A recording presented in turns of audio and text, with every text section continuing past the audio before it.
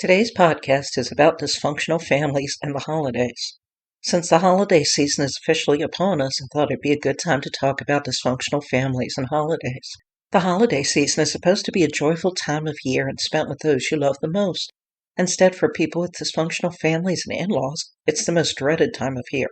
These families make unreasonable demands, have their own traditions that allow no room for change, and have no tolerance for anyone who doesn't go along with their traditions and demands. They turn a joyful time of year into one full of stress, anxiety, hurt feelings, and anger for anyone who doesn't go along with their one big happy family charade.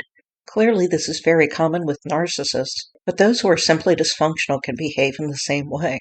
Their motivations are different than their narcissistic counterparts. It's usually done to make them feel as if their family isn't dysfunctional. After all, they always get together at the holidays, so they must be a close, happy family, right? Whichever is your situation, you're in a frustrating, difficult, and exasperating position. I understand it all too well since I've been there more years than I care to remember, with both dysfunctional people and narcissists. I've learned some things that I think can help those of you who are currently in this situation. Remember, as an adult, you aren't obligated to do what your family or in-laws tell you to do. Just because they think you need to obey their wishes and celebrate their way doesn't mean that you need to do as they say. Not doing as they want will upset them and they will hurt you. Just think about this. Is it worth wasting your time being miserable to appease them, to avoid them basically pouting like a spoiled child? Hopefully you feel you can handle their temper tantrum and spend holidays as you want.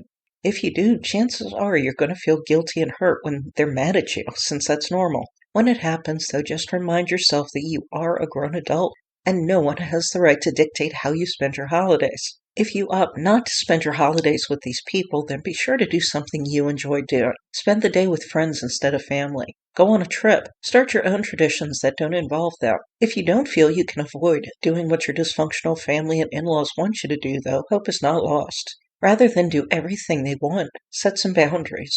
If they want you to spend all of Christmas Day with them, say you only have a couple hours to spend with them. Or offer to spend Christmas Eve or the day after Christmas with them. I know setting boundaries with narcissists and very dysfunctional people can be hard, but you can do it. If the suggestions I just made feel like too much, start small. If this person wants you to be at their house at 11, say you'll be there at noon. If they want you to bring 3 dishes for dinner, offer to bring 2 instead.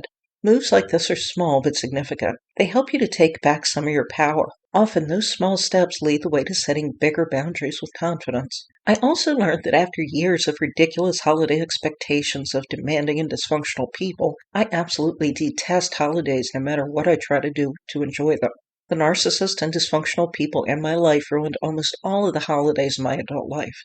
Even though they're all gone from my life now, I still hate holidays. I've spoken with other people who've been in similar situations who feel the same as me, so I'm left to assume this is normal. If this happens to you, don't beat yourself up over it. You can't help how you feel. Dysfunctional people made you feel this way, and there's nothing wrong with you for that. Many people can't understand feeling this way and can be quite hurtful with their judgments. Don't pay any attention to what they say, and their opinion isn't important. Your feelings aren't damaging their life in any way, so you just be yourself and don't worry about them. Thank you for listening to my podcast.